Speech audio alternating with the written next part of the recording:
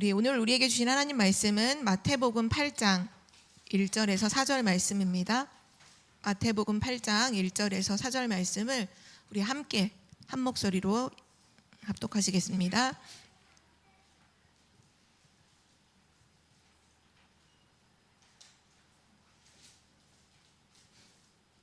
마태복음 8장 1절에서 4절 말씀, 우리 4절 말씀 같이 한 목소리로 읽겠습니다. 예수께서 산에서 내려오시니 수많은 무리가 따르니라. 한 나병 환자가 나와 절하며 이르되 주여 원하시면 저를 깨끗하게 하실 수 있나이다 하거늘 예수께서 손을 내밀어 그에게 대시며 이르시되 내가 원하노니 깨끗함을 받으라 하시니 즉시 그의 나병이 깨끗하여 진지라. 예수께서 이르시되 삼가 아무에게도 이르지 말고 다만 가서 제사장에게 내 몸을 보이고 모세가 명한 예물을 드려 그들에게 입증하라 하시니라. 아멘. 오늘 말씀의 제목은 예수님의 권능을 체험하려면입니다. 예수님의 권능을 체험하려면.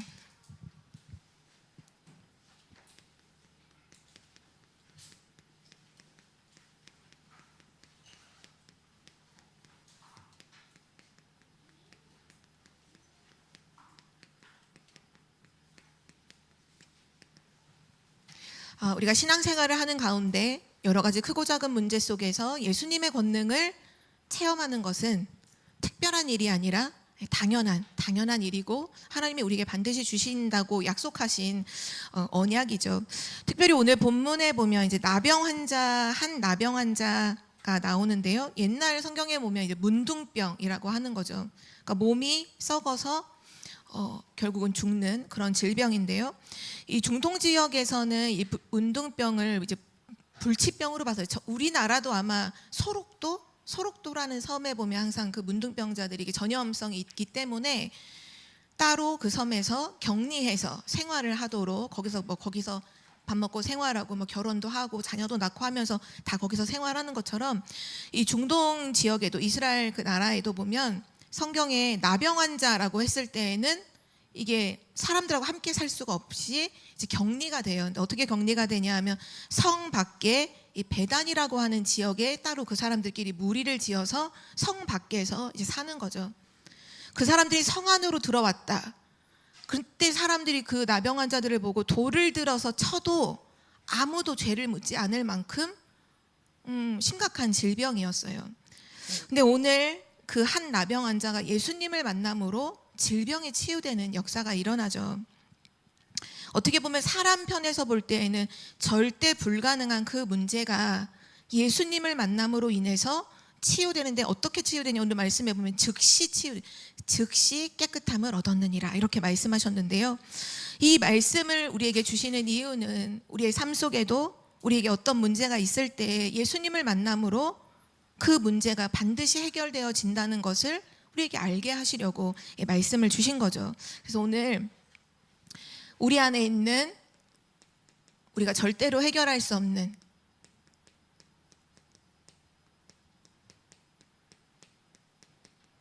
이 절대 불가능한 문제를 두고서 오늘 말씀을 중요한 믿음의 언약으로 붙잡으시기를 기도합니다. 이 말은 내 절대 불가능한 문제가 오늘 말씀 듣는데 다 끝나고 다 해결되고 다 치료되고 이것을 의미하는 거 아니에요.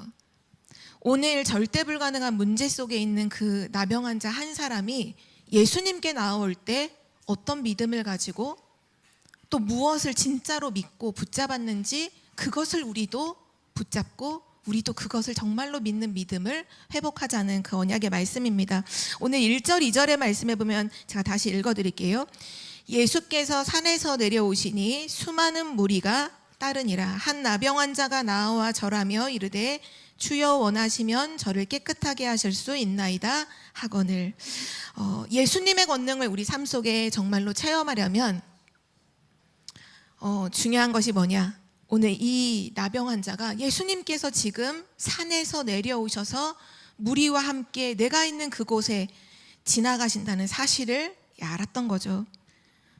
진짜 예수님의 권능을 내 인생 속에 체험하려면 우리는 무엇을 붙잡아야 되냐 하면 예수님을 만날 수 있는 기회를 절대로 놓치면 안 됩니다. 예수님을 만날 기회. 많은 사람들이 기회가 있으면 기회를 잡아야 된다 하는데, 우리 인생에서 가장 중요하고 소중하고 영원한 기회가 있다면, 단 한 번의 진짜로 기회가 있다면 예수님을 만날 기회입니다. 이것을 놓치지 말아야 하는데요, 이 예수님을 만나는 것은 그냥 되어지는 게 아니라 사실 하나님의 은혜라고 말씀하시잖아요. 우리가 예수 그리스도를 믿음은 믿음에서 나온 게 아니라 그 은혜에 의하여 믿음으로 말미암아 우리가 구원을 받은 것처럼, 이 기회는 바로 은혜의 기회입니다. 우리는 은혜 받을 수 있는 그 기회를 놓치면 안 돼요. 고린도후서 6장 2절에 보니까 중요한 말씀을 하셨는데요. 보라, 지금은 은혜 받을 만한 때요. 보라, 지금은 구원의 날이로다. 하나님께서 지금 뭐라고 말씀하시냐면, 우리에게 바로 지금 은혜 받을 만한 때고 지금 구원의 날이라는 거예요. 이 말이 뭐냐면, 지금 그 은혜의 복음을 붙잡아라, 이 말씀을 하시는 거예요. 많은 사람들이 복음을 증거했을 때 어떻게 반응하냐 하면, 다음에요, 이렇게 말하는 사람들이 참 많아요. 다음에 믿을게요. 그리스도를 붙잡지 않아요. 다음에. 이 불신자들만 그러는 게 아니라 하나님의 자녀도 지금 내가 그리스도를 붙잡아야 될 정말 중요한 시간표가 왔는데, 기회가 딱 왔는데, 다음에 하지 뭐, 다음에 누리지 뭐, 다음에 기도하지 뭐. 그러나 우리가 꼭 기억해야 될 것은 다음이라는 건 없어요. 우리의 시간표에 하나님이 주신 가장 중요한 시간표는 오늘이라는 시간이에요. 그 오늘이라는 시간에 말씀하시잖아요.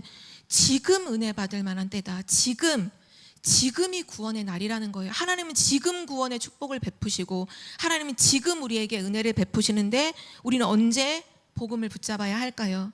지금 은혜의 복음을 붙잡는 자들 되시기를 기도합니다. 그 사람에게 하나님의 권능이, 그리스도의 권능이 체험되는 거예요.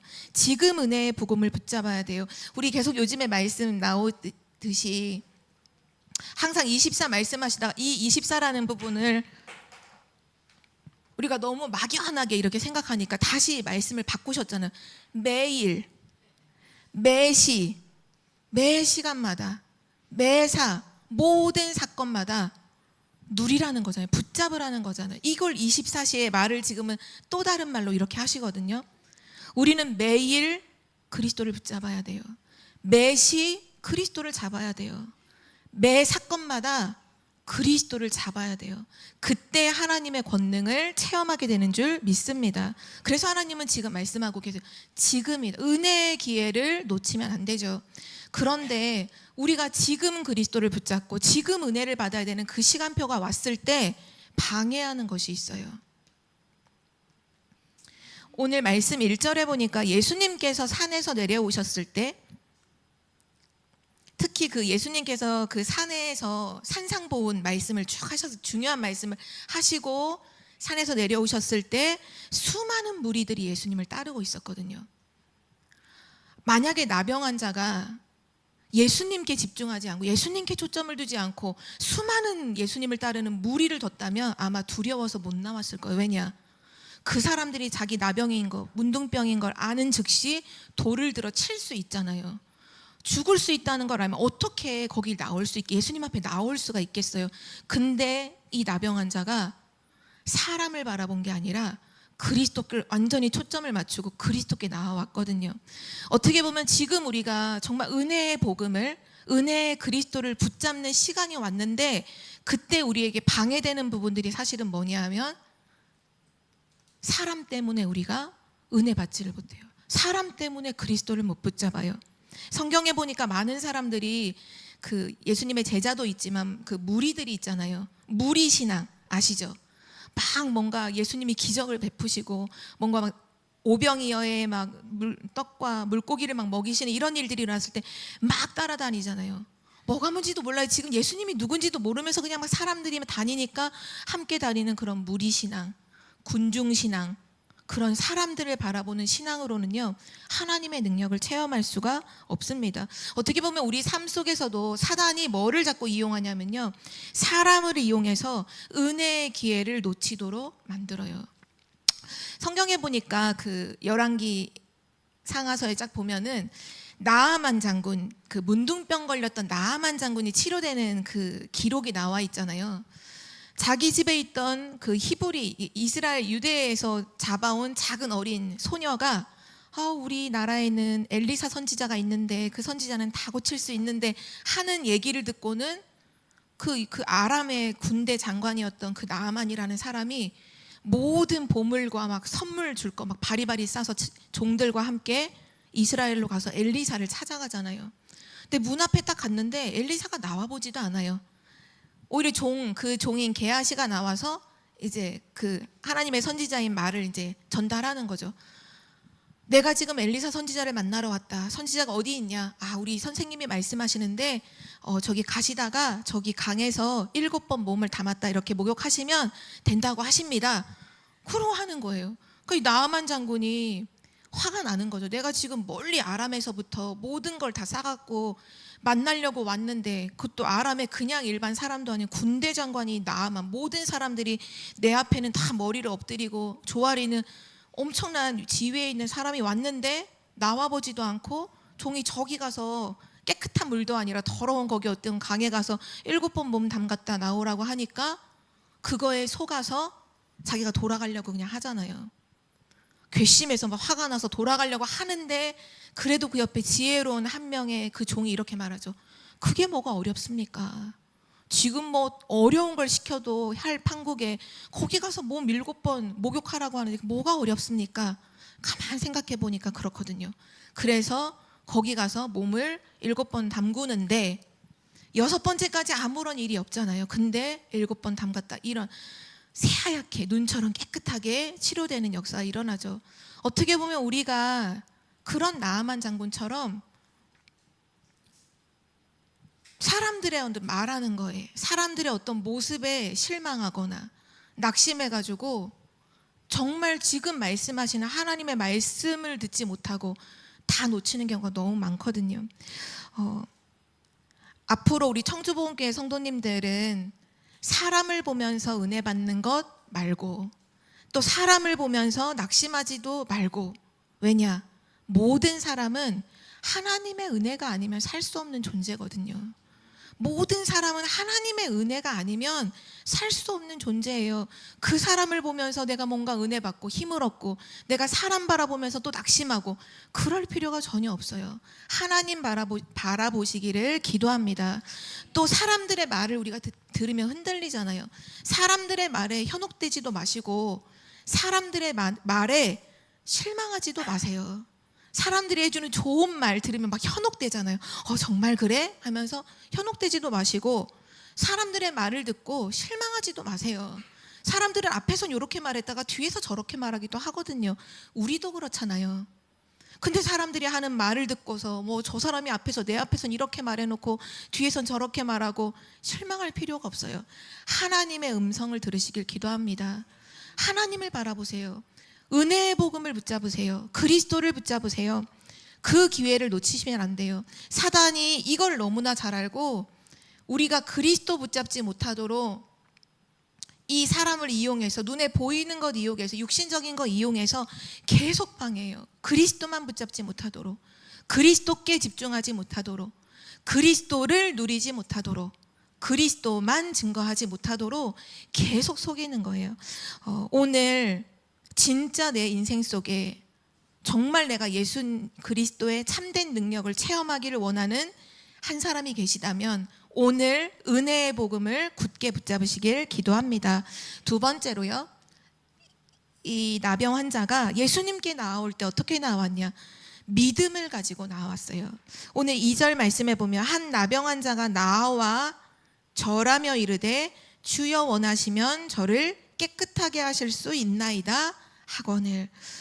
어떤 믿음이냐라고 했을 때 아주 확고하고 또 간절한 믿음을 가지고 예수님께 나왔어요. 오늘 말씀해 보니까 이 문둥병자가 예수님께 나와왔잖아요. 어떻게 보면 지금 자기가 속해 있는 그 격리되어 있는 베단이라고 하는 성 밖에 있는 베단이라고 하는 거기를 빠져나와서 지금 성 안으로 들어온 거거든요. 이게 뭘 의미하냐 하면 생명을 걸고 들어온 거예요. 어떤 믿음이냐? 생명을 건 믿음이에요. 내가 문둥병으로 계속 온몸이 썩어서 어차피 배단이 그 지역에서 죽느니 내가 돌에 맞아 죽을지언정 내가 그리스도를 만나고 난 죽겠다. 자기 모든 것을 다 포기하고 생명을 걸고 오늘 예수님께 나아왔던 그 믿음이에요. 우리는 어떻게 보면 믿음을 적당히 믿잖아요. 적당히 믿어요. 이것도 하면서 이것도 하고 양다리 다 걸치면서 이것도 하지만 세상도 믿지만 하나님도 믿는, 하나님도 믿으면서 다른 것도 믿는.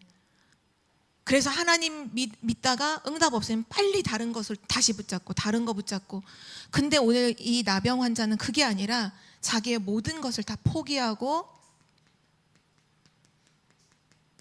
오늘 생명을 걸고 예수님께 나와서 뭐 했냐? 절하며 이렇게 말했어요. 예수님께 나와서 뭐 했냐? 엎드려 절했어요. 이 말은 뭐냐? 완전히 예수 그리스도를 신뢰하는 사람의 모습이고요. 그 그리스도께 완전히 경배하는 모습이죠. 예수님이 그리스도이심을 내가 믿습니다. 주이심을 내가 믿습니다 하고 엎드려 와서 절하고 뭐라고 말하냐면 내가 이렇게 되길 원해요 이렇게 말하지 않았잖아요. 주여 원하시면, 주께서 원하시면 이렇게 고백을 하죠. 와서 예수님께 기도하는데 뭐라고 기도하느냐? 자기가 원하는 자기의 소원을 두고 자기의 문제 해결을 두고 말하는 게 아니라 주여, 주께서 원하시면 하나님의 뜻을 먼저 구하죠. 아무것도 없는 인생이, 소망이 없는 인생이, 절대 불가능한 인생인데 그 인생이 뭐를 구하냐? 하나님의 뜻을 딱 구해요. 자기의 모든 걸 다 포기하고 생명을 걸고 경배하면서 하나님의 뜻을 딱 구해요.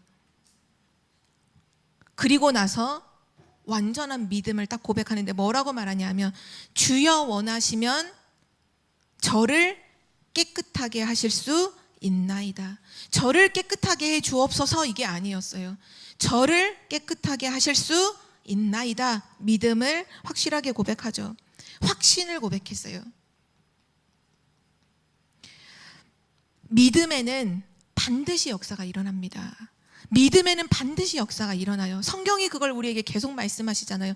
예수님께서도 마태, 마가, 누가, 요한복음의 말씀에 보면 제자들을 두고 또 현장에 있는 예수님께 나와왔던 많은 사람들을 두고 언급하셨던 내용이 뭐냐? 전부 다 믿음에 대한 부분이었어요.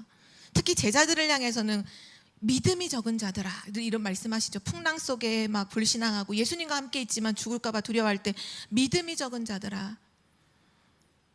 또 우리가 잠깐 이제 성경을 한 구절 찾아볼 텐데요. 이 마태복음 17장 함께 찾아보겠습니다. 마태복음 17장에 보면 예수님께서 바로 앞장이죠. 16장에 보면 베드로가 예수님을 그리스도로 고백한 이후에 예수님이 처음으로 십자가에 죽으시고 부활하실 것을 이제 언급하시죠. 그리고 나서 변화산에 데리고 세 명의 제자들을 따로 변화산에 데리고 올라가셔서 변화된 모습을 보여주시고 오직 예수 외에는 아무도 보이지 아니하더라. 이 축복을 알게 하시고는 내려왔을 때였어요. 딱 내려와 보니까 산에서 내려와 보니까 어떤 일이 벌어지고 있었냐 하면 한 아버지가 귀신 들린 아들을 데리고 예수님의 제자들을 찾아왔어요. 예수님은 산에 계시니까 제자들에게 아들을 낳기를 간청하는데 치유를 못하는 거예요. 귀신을 쫓아내지 못하는 거예요. 그때 예수님이 내려오셔서 제자들에게 하신 말씀입니다. 우리 17절부터 20절까지 함께 전체 다를 한 목소리로 읽겠습니다. 예수께서 대답하되 이르시되 믿음이 없고 패역한 세대여 내가 얼마나 너희와 함께 있으며 얼마나 너희에게 참으리요 그를 이리로 데려오라 하시니라. 이 예수께서 꾸짖으시니 귀신이 나가고 아이가 그때부터 나으니라. 이때에 제자들이 조용히 예수께 나와 이르되 우리는 어찌하여 쫓아내지 못하였나이까. 이르시되 너희 믿음이 작은 까닭이니라. 진실로 너희에게 이르노니 만일 너희에게 믿음이 겨자씨 한 알만큼만 있어도 이 산을 명하여 여기서 저기로 옮겨지라 하면 옮겨질 것이요 또 너희가 못할 것이 없으리라. 아멘. 아멘.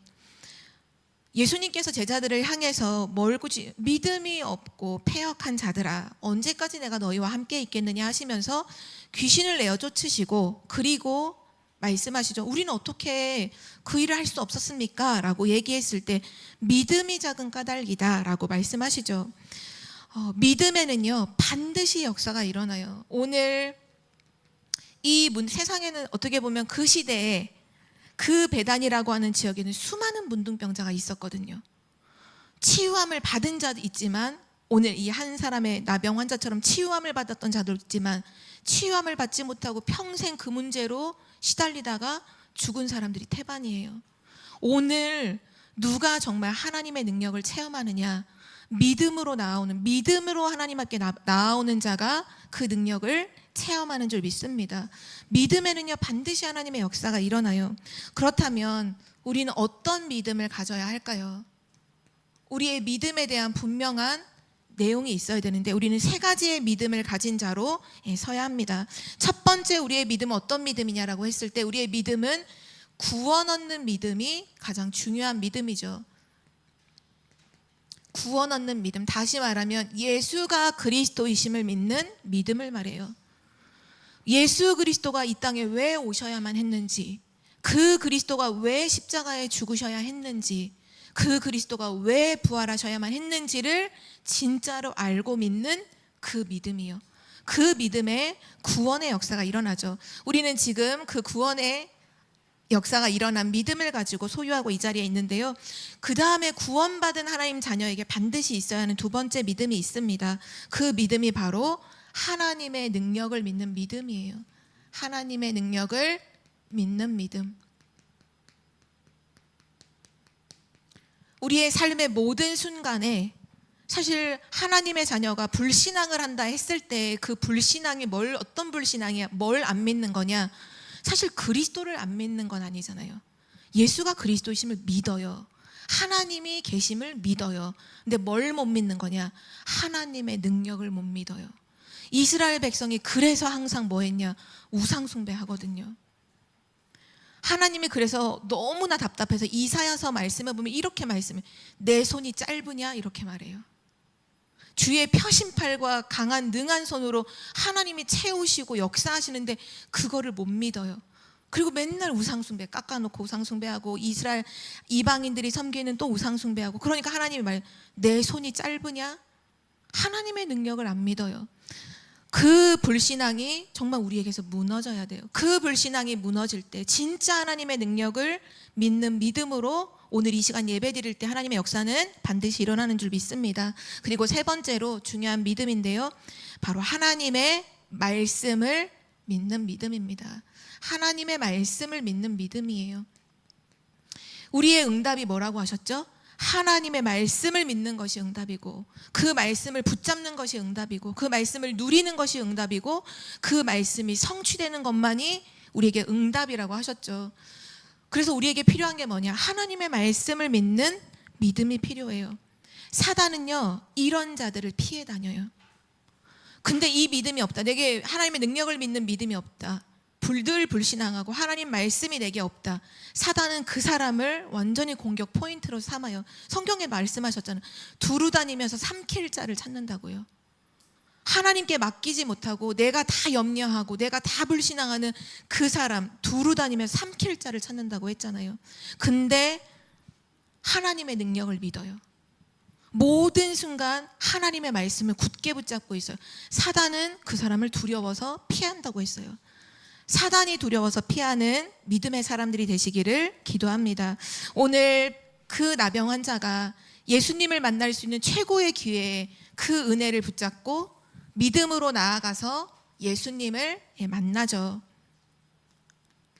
그리스도이신 그 예수님을 만나는 그 날에 이 나병 환자가 치유함을 받게 되어졌습니다. 누구를 만나느냐?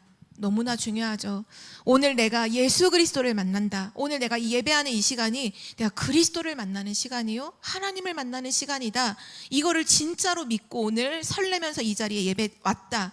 그 사람에게는 예배하는 그 시간이 치유의 시간이 되는 줄 믿습니다. 주님을 만나면요 모든 문제가 끝나게 되었어요. 모든 저주에서 해방이 돼요. 모든 운명에서 벗어나게 돼요. 모든 저주와 재앙이 끝나게 돼요.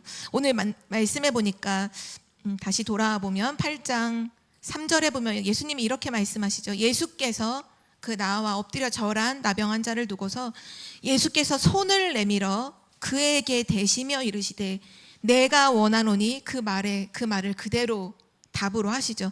내가 원하노니 깨끗함을 받으라 하시니 즉시 그의 나병이 깨끗하여 진지라. 예수님께서 그 나병 환자에게 뭐 하셨냐? 손을 내밀어. 오늘 예수 그리스도의 능력의 손이 우리 인생 가운데 임할 때 반드시 치유의 역사가 일어나죠.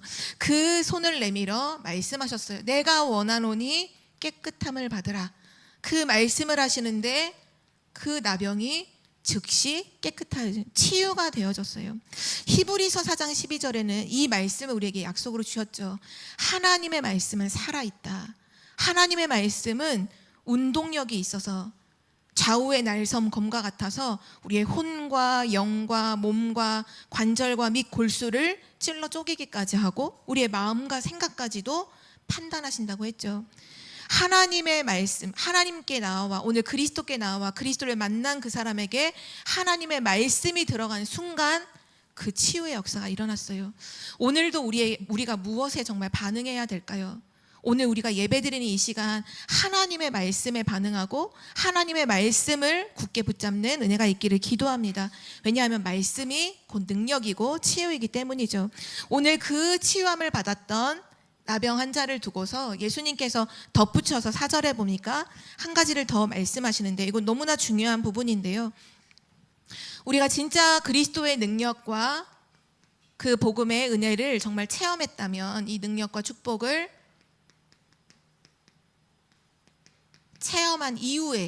체험했다면 그 이후에 이것을 지속할 수 있는 비밀을 오늘 말씀하고 계신 겁니다. 그러니까 한 번 그리스도를 만나서 치유하고 끝나는 게 아니라 앞으로 모든 인생 속에서 계속해서 그리스도의 능력과 축복을 내가 지속해서 계속 누리려면 어떻게 되어야 할까요? 오늘 4절에 보니까 이렇게 말씀하셨어요. 예수께서 이르시되 삼가 아무에게도 이르지 말고 다만 가서 제사장에게 내 몸을 보이고 모세가 명한 예물을 드려 그들에게 입증하라 하시니라. 이 나병 환자들은 사실 이렇게 나병이 발병을 했을 때 그냥 뭐 바로 성 밖으로 격리가 되는 게 아니라 반드시 누구에게 가서 먼저 이거를 받냐 하면 의사가 아니라 제사장에게 가서 몸을 보여요. 그리고 나병으로 판명이 딱 되면 바로 이제 격리가 되죠. 그리고 치유됐을 때에도 치유되는 경우가 사실 없지만 치유됐다고 하는 경우에도 누가 그것을 입증을 해줘야 되냐 하면 제사장에게 가서 보여야 돼요. 그리고 제사장이 그래 치유됐다, 완전하게 깨끗하게 됐다라고 말해줬을 때 이게 이제 확정이 되면서 다시 성 안으로 들어와 생활을 할 수가 있거든요. 그 얘기를 하고 계신 거예요. 유대인들의 율법에서 정한 룰이죠. 제사장에게 가서 몸을 보이라는 거예요. 왜냐?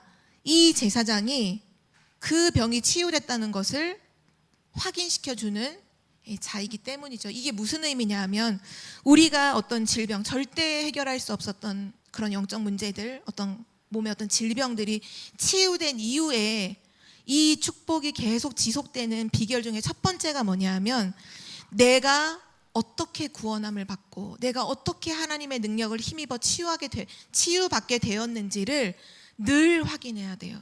우리는 치유받고 난 이후에면 잊어버려요. 하나님이 우리에게 베푸신 은혜를 잊어버려요. 내게 어떠한 은혜를 베푸시고 내가 어떤 구원을 받았고 어떤 치유함을 받았는지를 우리는 잊어버려요. 그래서 뭐 해야 되냐 하면 늘 확인해야 돼요. 하나님이 이랬던 나를 구원하셨구나. 하나님이 이런 재앙과 저주와 문제 속에 있던 나를, 이런 절대 불가능한 나를 하나님이 치유하셨구나. 그것을 날마다 확인하는 자에게 하나님의 권능의 역사는 지속되는 줄 믿습니다. 그리고 나서 두 번째, 정해놓은 명한 제물을 가지고 가서 예물을 드려, 모세가 명한 예물을 드려 이렇게 말하는데요. 그 예물을 드린다는 의미가 뭐냐 하면 하나님께 나아가 감사라는 거예요. 더 나아가면 진정한 감사로 하나님께 예배하라는 거예요. 우리는 문제가 해결되면 문제가 해결됐다 하고는 옛날로 돌아가잖아요. 전에 한번 그 RTS에 있을 때 치유 사역을 하는 특별히 이제 정신 문제로 고통받는 이런 사람들을 치유하는 치유 사역 하시는 권사님이 한번 RTS 학생들에게 와서 특강을 해주신 적이 있어요. 실제 이제 사례들을 많이 말씀해 주셨죠. 실제 막 병원에서 완전 포기했던 사람들, 정신과 병원에 가서도 안 됐던 이런 사람들이 진짜 복음과 하나님의 말씀, 이 기도의 비밀을 지속하는 가운데 절대 치유 안 될 영적 문제들이 치유되는 이런 얘기들을 쭉 해주셨거든요. 근데 맨 마지막에 그 권사님이 뭐라고 말씀하셨냐면, 근데 약간 딜레마가 있다는 거예요. 이 사역을 하면서도 이 뭔가 딜레마가, 안타까운 게 뭐냐 하면, 그 많은 치유받았던 사람들이 치유되기 전까지는 그렇게 교회에 와서 살고 복음 붙잡고 말씀에 완전 집중하고 딱 하라고 하는 대로 딱 복음 집중하고 말씀 집중하고 기도 집중하고 딱 내 이런 생각 이런 거 다 버리고 그거 해서 치유가 됐는데, 치유가 되면 어느 날 교회에서 사라지고 없다는 거예요. 사라지고 없대요. 신앙생활 안 하는 거 왜냐? 치유됐잖아요. 목적이 뭐냐? 치유가 목적인 거예요. 내 목적이 나는 치유 안 돼도 좋아, 나는 예수가 그리스도이시기 때문에 그리스도를 붙잡을 거야, 이런 자들이 나와야 되는데 지금 이제 병에 걸려 있다 보니까 갈급하잖아요. 갈급하고 또 고통이 심하다 보니까 언제 이게 날까? 은혜 속에서 집중하다가 치유 하나님이 해주셨는데 어느 날 보면 없다는 거예요. 더 안타까운 건 몇 년 시간이 지나고 나서 더 심각한 문제가 와 있는 그런 모습을 볼 때, 과연 이 치유 사역을 이걸 내가 일찍 해야 되나? 이 사람 치유해주면 또 복음 떠나고 하나님 떠나는데 내가 이 치유 사역을 해야 되나? 이런 고민이 생긴다라는 기도를 해달라고 이제 말씀하셨던 게 기억이 나거든요. 우리 입장에서는 나병이나 어떤 암이라든지 어떤 정신문제 이런 것들이 우리 입장에서는 불치병이지만 하나님의 입장에서는 감기나 다를 바가 없잖아요. 하나님은 치유하실 수 있잖아요. 근데 뭐가 이제 문제냐 하면, 치유받고 난 이후에 그 이후에 우리의 진짜 삶이 어떠냐, 우리가 정말 무엇을 붙잡고 계속 이걸 지속하느냐가 중요하잖아요. 내가 어떤 구원을 받았는지, 하나님이 나를 어떤 문제에서 나를 치유하셨는지를 늘 확인해야 되고요. 그리고 나서 늘 감사해야 돼요. 늘 하나님께 감사하고 늘 예배하는 자리로 서야 돼요. 어떻게 보면 이 문둥병 걸린 자들이 이 병이 났을 때 의사가 아니라 제사장을 찾아가잖아요. 이것도 의미가 참 중요한 게, 제사장은 성전에 있거든요. 치유된 이후에 어디로 달려가느냐? 성전으로 가라는 거예요. 우린 보통 치유되면 집으로 돌아가잖아요. 치유되면 집에 돌아가서 야 치유됐다 하는데, 그게 아니라 치유된 그 즉시 성전으로 가라는 거예요. 제사장에 보여서 확인받고 그리고 하나님께 감사. 치유된 이후에 누구를 붙잡느냐? 치유되기 이전에도 그리스도, 문제가 와도 그리스도, 응답이 와도 그리스도. 그것이 진짜 복음 가진 자인 줄 믿습니다. 그래서 그렇게 말씀하신 거예요. 그리고 나서 그들에게 입증하라. 다시 말하면 그들에게 증거하라. 전에 말 성경에는 그들에게 증거하라 하셨어요. 치유된 이후에 뭐를 계속해야 되느냐? 내가 만난 그리스도, 나를 치유하신 그리스도를 간증하고 전도하는 삶을 지속할 때 하나님의 능력의 역사는 계속 일어나게 돼요. 만약에 누구를 만나든지, 내가 오늘부터 누구를 만나든지 진짜 내가 만난 그리스도, 나를 구원하신 하나님을 진짜 감사하면서 내가 늘 하나님을 말한다, 내가 늘 그리스도를 진짜 감사 속에서 늘 고백한다, 내 삶에 하나님의 역사가 안 일어나겠어요? 당연히 일어나겠죠. 오늘 그 축복이 우리 모두에게 회복되기를 기도합니다. 마지막 5번째입니다. 우리가 명심해야 될, 너무나 중요하게 명심해야 될 영적인 사실이 있습니다. 특별히 치유를 두고서 우리가 명심해야 될 영적인 사실인데요. 오늘 우리가 읽었던 8장 쭉 전체를 보면 계속 치유에 대한 메시지가 쭉 나와요. 나병 환자를 치유하시고 백부장의 하인을 치유하시고 또 많은 사람들을 치유하시고, 이 쭉 나오면서 말씀 14절에서 17절 쭉 보면 우리 한번 다시 성경 말씀 펴시고 8장 14절에서 17절 말씀을 교독으로 한번 우리 같이 읽도록 하겠습니다. 제가 먼저 읽을게요. 예수께서 베드로의 집에 들어가사 그의 장모가 열병으로 앓아 누운 것을 보시고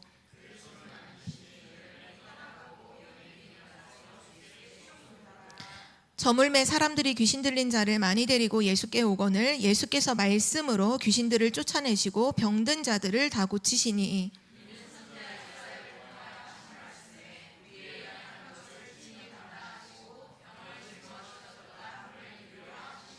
아멘. 여기서 중요한 영적인 사실이 있는데요.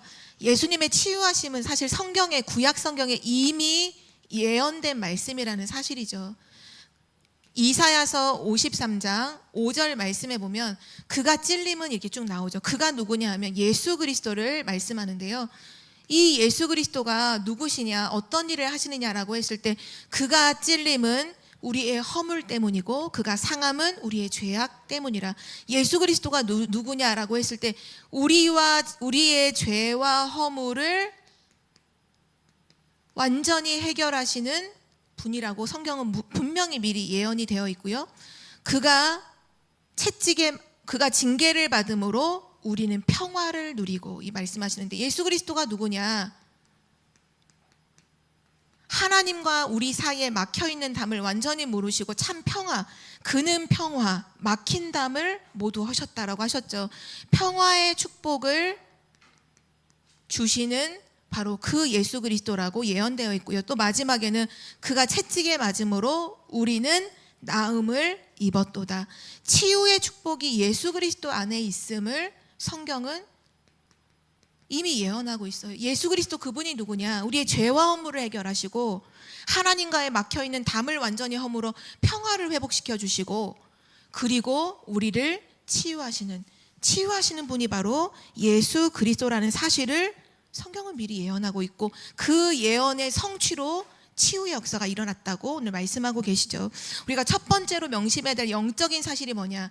예수 그리스도를 붙잡을 때 반드시 죄와 허물, 하나님 떠난 문제와 치유의 역사가 일어난다는 사실을 우리는 굳게 믿어야 됩니다. 그리고 나서 두 번째로 알아야 될 영적인 사실이 있는데요. 오늘 16절 말씀해 보니까 예수님께서 말씀으로 귀신들을 쫓아내시는데 16절이죠. 말씀으로 귀신들을 쫓아내시는데 병든 자들이 다 고침을 받았다라고 하시죠. 어떻게 보면 지금 예수 그리스도의 이 사역을 우리에게 이루지 못하도록 방해하는 존재가 있는데, 막는 존재가 있는데, 그 막는 존재가 귀신, 바로 사단이라는 것을 성경은 말씀하고 있습니다. 그렇다면 우리가 기억해야 될 영적인 사실이 있죠. 중요한 예수 그리스도의 권능을 체험하는 데 있어서 진짜 예수 그리스도를 굳게 붙잡는 것과 함께 우리가 해야 될 일이 있는데요. 이것을 막는 사단의 역사, 이것을 막는 귀신의 역사를 두고서 결박하는 이 영적인 싸움이 반드시 동시에 이루어져야 한다는 거예요. 사단을 결박해야 돼요. 귀신을 결박해야 돼요. 지금 나와 우리 가정과 우리 후대와 우리 현장을 방해하고 속이고 사로잡고 있는 이 흑암의 역사가 완전히 무너지도록 기도하시기 바랍니다. 반드시 예수 그리스도의 이름을 붙잡을 때 치유의 역사와 함께 동시에 흑암이 꺾이는 역사가 일어난다는 사실을 우리는 붙잡아야 돼요. 이것이 구원받은 자가 현장에서 반드시 명심해야 될 영적인 사실입니다. 마지막 결론으로요.